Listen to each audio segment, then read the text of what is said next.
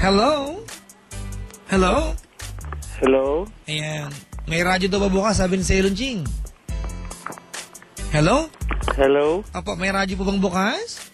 Meron. Pakisara po, ha? Giniginawa ko. Okay na po? Okay na. Okay po. Sino po ikaw po? JM po. Okay po.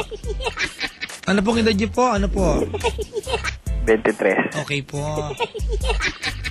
Ano pong ginagawa sa buhay niyo po? Ano po? Okay po? Naghihintay ng tawag. Po. Bakit po? Para sa trabaho. Ano pong trabaho po ito? Ano po? Bali nag-apply po ako sa agency. Pumunta po sa ang bansa? Kahit saan. Ganon. Pariwara ka rin, no? Nag-apply ka, hindi mo alam anong basta gusto mo. Hindi kasi barko po yun. Barko. Kaya naman pala kahit saan. Kahit saan. Yan. Ano ba, domestic ba ito o international? International po. Para di siya sure. Ano bang bansa ang gusto mo marating? Kahit saan. UST. UST? O dyan sa Espanya lang yun. Hindi, iba yun. Ano ba, US? Ano? Brazil, yan. Ano po, US ano? US. UST wala yun, joke lang yun. Joke lang. America, ganyan po. America, Taiwan. If everybody had an ocean Yan. across the USA. Punta na America. Ganda yan, ha? Brazil, ha? Brazil. Alam niyo ba, trivia, mga kaibigan, ha? Pag naghukay ka, ha, sa Earth, tatago sa kabilang part ng mapupunta ka sa Brazil. Katapat natin yan. Sa kabilang panig ng mundo. Alam mo ba yan? JM? Opo. Galing, alam niya. Alam ko din, alam niya. Bakit ba? Pero wag po kayo maghukay, ha? Hindi niyo po kakayanin. Si JM, parang wala. Kumain ka na ba, JM? Kumain na po. Anong inulam mo? Hotdog tsaka adobo. Ba't ba hotdog ang tawag dyan? Hindi naman hotdog. Hindi naman aso yan. Hotdog tsaka adobo. Adobo. Asa maalat. Maalat. Pangkanin siguro. Sobra niya ata. Asasin yung luto eh. Baka adobong asin yan. Sige na, magkuwento ka na. Napagtitripan na kita eh. Oo nga eh. Dali. Kasi may tanong kasi ako na... Sige, may sagot ako dyan. Tuloy mo lang. Meron po kasi akong anak. Ilan taon na po? 1 years old po. 1 years old. Talaga naman. Tapos po? Gusto ko po kunin yung mag-ina ko. Hiwalay na po ba kayo na mag-ina mo? Hindi. Hindi pa po. Ang problema po kasi ayaw ibigay sa akin nung manugang ko po. Yung biyanan. Opo, tsaka yung... Ay, manugang pala, manugang. Manugang. Ikaw pala biyanan. Ayaw ibigay sa iyo mag-ina mo? Ayaw po eh. Bakit? Kasi po nabuntis po yun. Bali, siyempre iingin ko po yung kamay niya. Ba't kasi kamay lang, di binuo? Hindi, sa Paris po kasi ganun yung sa amin. Kamay lang. Sama na katawan, di ba? Taga Manila po kasi siya. Ako naman, andito ako nung nabuntis siya sa Manila kasi nag-aaral po ako. Ganun. Tapos? Nabuntis po siya. Opo. Bali, hingin ko po yung kamay niya kasama po yung magulang ko. Kasi pananagutan ko nga po. Ayan. Ang nangyari po, pinahiya po ako. Saka yung... Nung manugang ko po. Ayan, pinahiya ka. Pinahiya po ako at saka yung mother ko po. Ayan. Parang namanhikan kayo kasi na pinakialam mo yung anak na buntis.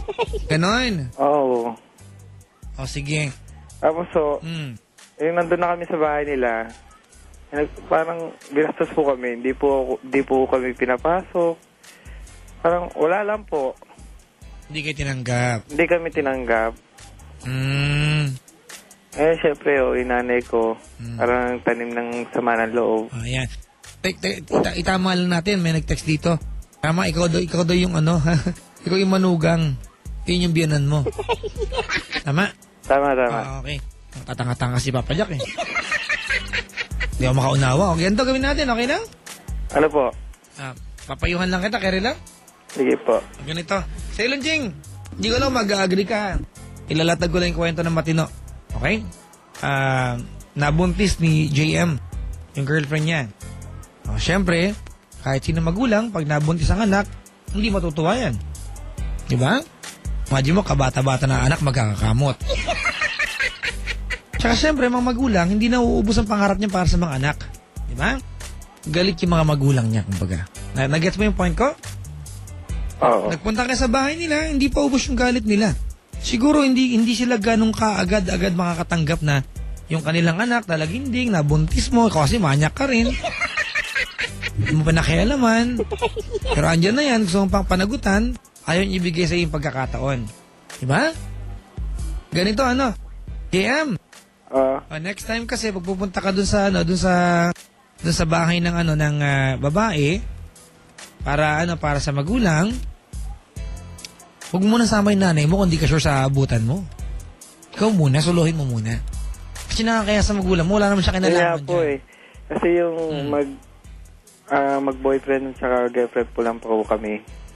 Ay, naray ko na po na pumunta doon para magpakilala ako. Ganun din binabastos po ako Ba't ayaw sa'yo? Bakit ayaw sa'yo? Yun nga po hindi ko maano kasi may kaya naman po sila. Ako naman may kaya din naman po kami pero parang kung titignan ko yung nila para mas angat sila. Wala naman sa kayamanan yan Yun nga po Di ba? Kahit ba sabi mong, alta sosyudad. Tulad ngayon po, bali, kasi yung asawa, di ba kasi masasabi ko na po asawa ko yun sa kasi kasal po kami. Kasal kayo? Opo, kaso hindi ko alam ng magulang niya. Yan rin yan, isa pa yan, dinagdagin niya sa manalo ng magulang niya. Kung tulad daw ngayon, gusto ko kasi pag umalis po ako ng Pilipinas, gusto ko yung asawa ko, gusto ko makuha sa biyanan mo. Biyanan ko. Kung di ba pwede naman po pwede ko naman siguro sila makuha, di ba? Ewan ko. Pwede, syempre kasal na kayo, pero ka ng legal rights. Ika, asawa mo na yan Di ba? Oo nga po Ganito GM, hindi ko alam kung gusto kong sabihin sa'yo na tama na yung panunuyo mo sa magulang niya, pero kasi syempre, ilan taon na ba yung girl? Bali, ngayon po, 23 na rin po. 23, di ba? Sabihin na natin sa loob ng 20 years, binuhay nila yung kanilang anak. Di ba? Naruga, tapos pagdating mo sa buhay ng girl, nabuntis mo, kumbaga yung pinangarap nila para sa girl, mahihinto. Galit sila, tama? Teka lang. Bilang isang mayroong pagkakamali sa kanila, huwag ka naman pagod na humingi ng paumanhin. Diba? Oo. Pasasaan pa matanggap ka rin nila. Alam mo mga magulang, gusto lang nila na magandang intention para sa kanilang mga anak. Oo. Siguro mahirap lang patunayan sarili mo kasi kumbaga, nauna na yung impression na manyak ka. Binuntis mo Diba? Pero pasasaan ba kung tuloy-tuloy yung efforts mo, makatanggap ka din. Makikita rin nila yung kabutihan ng puso mo. Kasi yun, kinakatakot ko po kasi. Ano po? Bakit multo ba sila? Kasi mag-isa lang po, bali, solo anak po nila yun, di ba? Lalo pa pala, di ba? Tapos ngayon po, sabi sa akin nung kasi yung pumunta po ako doon, sabi, huwag na daw ako umasa na makukuha ko pa yung anak ko, tsaka yung anak nila. Kasi, ano yung sinasabi ng